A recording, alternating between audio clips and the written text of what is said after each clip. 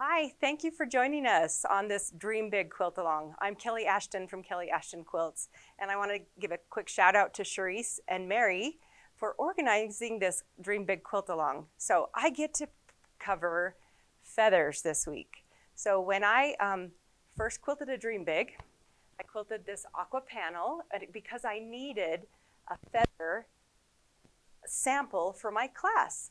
And this was the perfect place for me to be able to practice lots of different kinds of feathers. There are there's about 60 petals on this panel if you do them all. So by the time that you have quilted a panel like this and put feathers on it, you will feel so much more confident with feathers. So I'm going to zoom in a little bit and show you a few of the different kinds of petals. I put a lot of different types of petals on here. There's just a regular traditional feather. There is a traditional feather with a curl. There's a more formal feather in here. There's kind of a bump back that does an echo, and there's even kind of a wavy petaled one. So there's lots of different kinds of feathers in here.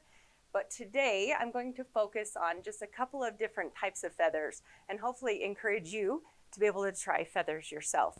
Okay, so we're going to go to my tablet so that I can draw them out for you. Anytime that I quilt something on a machine, it doesn't matter if you're stitching on a domestic machine, it's fine. If you're stitching on a stationary long arm machine, or if you're going to quilt on a movable long arm like me, it doesn't matter. Our pathway is still the same. So you can practice with me and learn how to stitch a feather. So the first thing I do, before I ever go is I practice on a piece of paper. But right now I'm going to use my computer so that my hand is not in the way for you. And I'm going to show you a pathway to an easy feather to start with, okay? It takes a little practice. Anything you want to be good at takes some practice. But we're going to start with the spine. And I like to do a fun wavy spine. Then I come up and do a curl. And then I'm going to come right out of that curl, but back down to the bottom of my spine, because it's easiest to quilt feathers from the bottom up for most people. Don't be afraid to try it different ways. And now I'm just going to do my first little feather. I'm going to go from the bottom and up around to the top. That's just a normal, regular feather. Now the second one I'm going to do the little echo one, and I have to move up my spine just a little bit. You can't really see, but I'm going to bump around like this, and then I'm just going to make a little echo, so there's no backtracking. How many of you want to do a feather with no backtracking? This works out really well. And then I have to move up my spine just a little bit, come back out and do an arc, bump, just barely touch that last feather, and echo back in. I'm going to do that all the way up the spine. Now you can notice right there that I started that last feather right from the point, and I don't get the spacing at the spine that I want. So I need to be careful and make sure that I move up the spine just a little bit before I start that next feather. Now, drawing on a tablet is a little shaky, especially when I'm trying to go slow. So please bear with me in the drawing. But we're just going to keep moving up the spine, curve out, come back in. I'm going to touch it and bounce back in. And I've got a little space left, so I'm just going to come in here and do a smaller one. If you want to add something fun, you can just add a couple of little pebbles. And now I'm going to drive back down that same side of the spine. Let's see, I'm going to change colors so you can see that. From here, I have to come back down that spine right there, okay?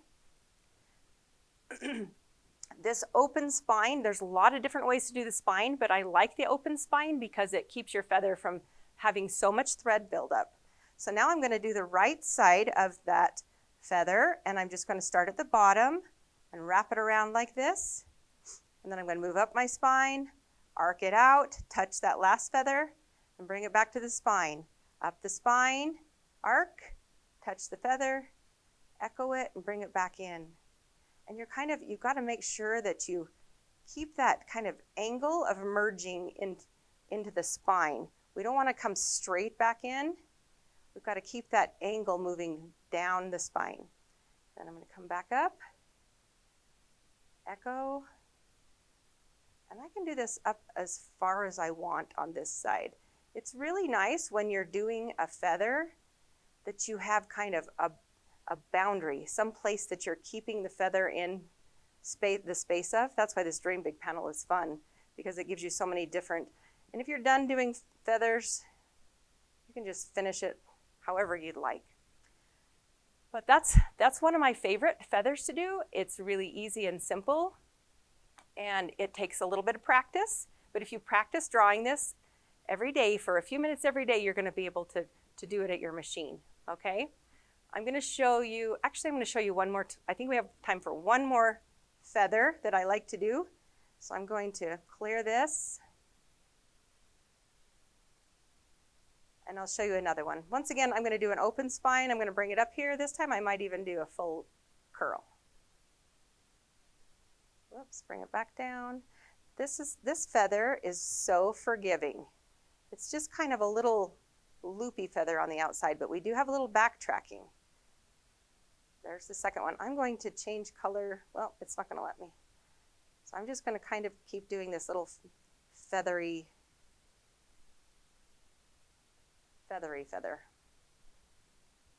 Okay. I'm going to come down the inside of that spine, and then I'm going to switch to the right side, and I'm going to bring them back around like this. Once again, I'm going to echo or backtrack right on that spine. If you don't like the backtracking, you can even put a little space between each plume so that you don't have to worry about the backtracking. You have a lot of options. Don't get worried about doing feathers exactly the right way, because any way you do them and you're comfortable is perfect. So there's a second type of feather. Okay, so I'm going to take the last few minutes and I'm going to go to my long arm machine, and I'm going to stitch one of the feathers out for you and show you how I fill that irregular space and how nice it is to have a boundary to be able to pull the feather out to and fill that space. All right, so I'm going to quilt another one on an aqua panel. I'm going to just talk really briefly about the thread. I chose a lime green thread because I want you to be able to see it a little bit on camera. But I have quilted several of the Dream Big panels with contrasting threads, and it makes them really fun and adds some. I'll show you at the end a couple of the other panels, okay? All right, so I just want to show you on stitching. I am on a frame mounted machine where the machine moves, and I'm stitching at about 12 stitches per inch. And so I'm just going to stitch what we just drew. So I'm going to stitch a spine. I'm going to do a little wiggle spine, come up and do a curl. Go back down, and then I'm going to start my feather plumes.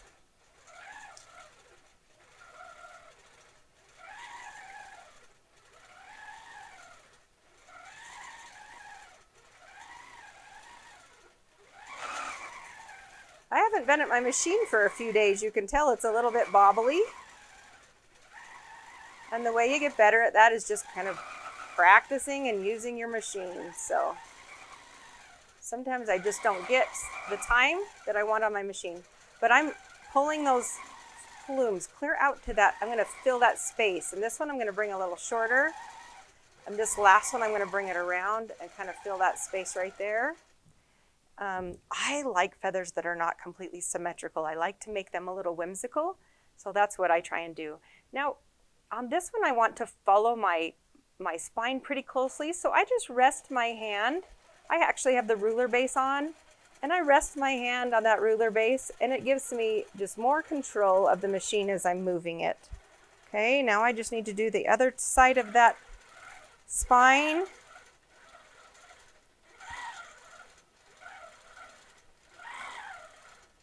And those are some little tiny feathers I'm fitting in over there.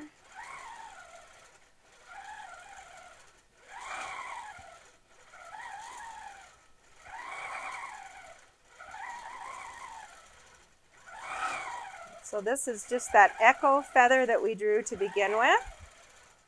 And it makes it so that you don't have to do any backtracking when you're doing feathers.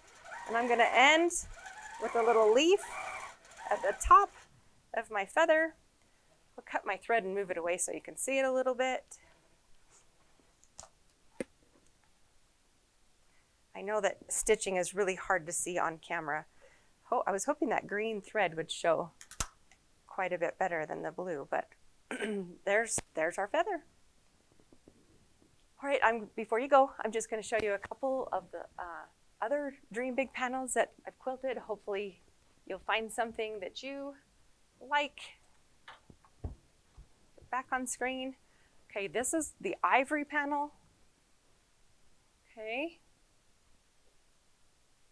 This one, it's pretty hard to see because I quilted it with very, very fine thread. Here's the rainbow, and I quilted this one with a lime green thread as well, so maybe you can see the lime green thread on there. Besides feathers, there's lots of different fills, and I know in the other weeks you're learning a lot of fun different fills. This little miniature one is just quilted with all feathers. I made this into a little pillow for my granddaughter's bed. Excuse me, and the pink one also, it has a variety of all different types of feathers and centers, lots of different ideas. So I'm just really excited you joined this challenge. What a great way to improve your quilting and have fun while you're doing it. So thank you once again for joining us. Have fun quilting.